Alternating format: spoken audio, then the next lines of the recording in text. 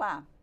Que os homens cuidam menos da saúde do que as mulheres já não é novidade. Pensando nisso, a Comissão de Seguridade Social e Família promoveu o 12º Fórum sobre a Saúde do Homem. Eu converso agora com o deputado Sérgio Vidigal, do PDT do Espírito Santo, que é médico e coordenador da Frente Parlamentar de Atenção à Saúde do Homem. Olá, deputado, como vai? Tudo bem. Deputado, dados da Sociedade Brasileira de Urologia dão conta de que cerca de 50% dos homens nunca foram a um urologista, o que significa que eles também não fizeram o exame de toque. Continua assim? Infelizmente, eu acho que nós precisamos criar alguns mecanismos que possa realmente estimular que o homem procure assistência médica. Não somente no período acima de 45 anos de idade, que é o período que se inicia uma preocupação com câncer de próstata, né? Mas que ele faça isso de uma forma rotineira. Você tem uma ideia, 70% dos homens que vão ao médico, eles vão ou encaminhado pela esposa ou por alguém da família. A mulher é que marca, né? E mais de 50% chega aos 45 anos de idade sem ter ido ao urologista. Em 2009, o governo federal, o Ministério da Saúde, ele implantou um programa de atenção integral à saúde do homem. Só que qual é o detalhe de tudo isso? Quando ele implantou esse programa, ele implantou um programa e esse programa foi para a rede básica. Isso quer dizer o seguinte, quem deveria tocar o programa era os municípios. Né? Infelizmente, a gente observa que a saúde pública no Brasil, ele funciona por demanda, né? E não como uma forma de prevenir a doença, né? Quando você começa a sentir os sintomas, de fato, 30% das vezes o estado já está adiantado do câncer, né? Porque quando o homem começa a sentir os sintomas, começa a ter dificuldade de urinar, né? Ele começa a urinar várias vezes durante a noite, começa a ter disfunção erétil. Então, quando ele se atenta para isso, uma grande maioria das vezes, 30% desses casos, o câncer já está em estado avançado. Por isso que a gente faz um apelo para que ele procure fazer os exames previamente, né? Nós temos, hoje são 2 exames, né? Porque não adianta fazer só o PSA. Porque o PSA, que é o exame que faz a dosagem no sangue, serve para você comparar a sua dosagem com a sua própria dosagem. Né? Porque eu posso ter um PSA alto e posso não ter câncer de próstata. E eu posso ter um PSA baixo e posso ter câncer de próstata. Essa questão cultural nossa, né? Porque é um exame que incomoda, né? Ele acaba resistindo a buscar o profissional para poder fazer o exame de toque. O senhor acha que é uma questão de machismo dos próprios homens? Ah, sim, lógico, né? É uma questão de machismo. O homem, né, ele na verdade, até o colega dele de trabalho, até alguém na casa dele, às vezes até brinca, né? Quando, eu vou no urologista, vou fazer um exame de próstata, né? Então a gente tem que entender que nós temos que deixar essa cultura de lado e entender que isso é uma questão de saúde pública.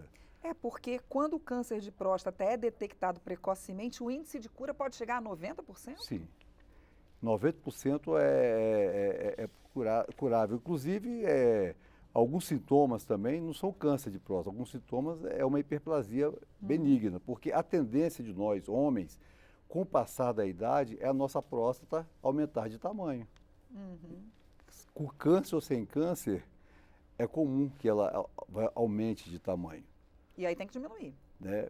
Se ela estiver incomodando você, né, na urina, se estiver sentindo algum tipo de queimação, né? Porque também a hiperplasia benigna pode ser uma prostatite, pode ser uma infecção na próstata. Né? Pode ser uma infecção. E aí você tem que tratar com o quê? Com antibiótico.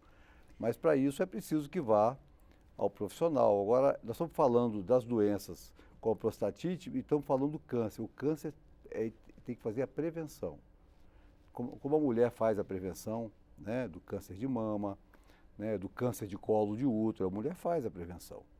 Tanto que uma da maior causa das reduções foi exatamente a prevenção, mesmo que tenha se avançado muito no tratamento, com medicação, né? Mas a prevenção ela foi fundamental. O tema desse 12º fórum foi a saúde do homem trabalhador no transporte. Quais as doenças que mais acometem esse homem? Olha bem, foi um tema muito interessante que a Sociedade Brasileira de Urologia sugeriu para a gente debater, porque a gente não dá muita atenção ao caminhoneiro, mas se a gente observar o caminhoneiro, a vida dele não é fácil, né? Quais são as doenças mais comuns nesse homem? As doenças cardiovasculares, é muito comum. Os transtornos psíquicos, é muito comum, depressão, né? Até porque tem muitos que fazem uso abusivo de substâncias psicoativas também. Para ficar acordado. Para ficar acordado, né? As doenças musculoesqueléticas também são muito comuns por causa dos movimentos repetitivos que ele tem, né? Então, assim, tem uma série de sintomas, os problemas gastrointestinais, porque ele se alimenta mal, né? Ele se alimenta fora de hora, né? Ele se alimenta, a alimentação dele é o que ele encontra, às vezes, né, durante a sua viagem. Então, a obesidade é um outro problema grave, né? O alcoolismo é um problema grave também.